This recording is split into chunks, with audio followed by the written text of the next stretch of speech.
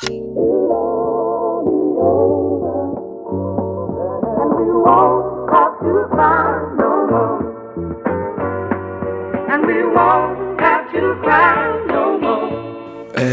c'est Janus B de l'oreille. La radio est une merveille, cette formation. C'est pas pour rire, on te surveille. Prends tes écouteurs et ton tel, t'écoutes ça à ton réveil. Des flashs, des débats, des interviews, des conseils. Tendez l'oreille, la radio est une merveille, cette formation. C'est pas pour rire, on te surveille. Prends tes écouteurs et ton tel, t'écoutes ça à ton réveil. Des flashs, des débats, des interviews, des conseils. Agoradio, Agoradio, Agoradio, Agoradio, Agoradio, Agoradio, Agoradio. Bonjour à toutes et à tous, bienvenue sur Agoradio. Aujourd'hui, Nesma, Damien et Nina vont vous présenter une émission pas comme les autres. On parle santé, prévention, solidarité. Octobre Rose, c'est l'affaire de toutes et tous.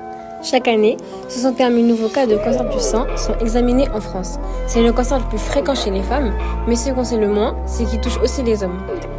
Ah bon, il touche les hommes? Combien de cas par an?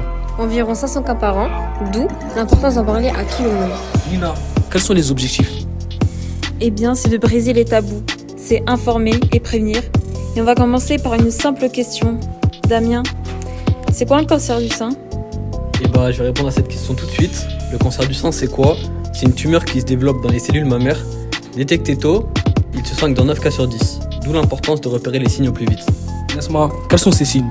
Les signes du cancer du sein sont une boule dans le sein ou sous les selles, un changement de taille ou de forme du sein, une modification de la peau, un écoulement anormal du mamellon, une douleur persistante. Ces symptômes ne signifient pas forcément qu'il s'agit d'un cancer, mais justifient une consultation rapide. Nina, peux-tu nous parler de l'autopalpation s'il te plaît? Bien sûr, il existe une technique simple et utile à faire une fois par mois, après les règles, devant un miroir ou même allongé sur son lit. Tout d'abord, on observe ses seins dans le miroir, on observe la symétrie, la forme et la peau.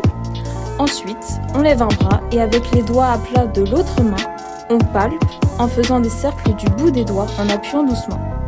Ensuite, on explore toute la surface du sein et on n'oublie pas jusqu'à l'aisselle, puis on vérifie le mamelon. Si quelque chose vous semble inhabituel, parlez-en à l'infirmière du lycée ou à votre pharmacien. Eux, ils sauront vous accompagner. Ce mois d'octobre, dans notre lycée, on ne se contente pas d'en parler. On agit.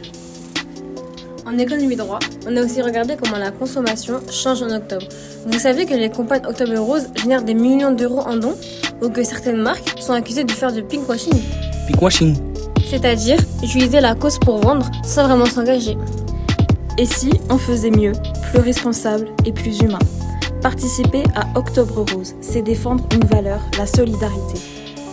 Ce mois d'octobre rose, dans notre lycée, avec la collecte de tissus faite par nos élèves, seront transformés en coussins cœur.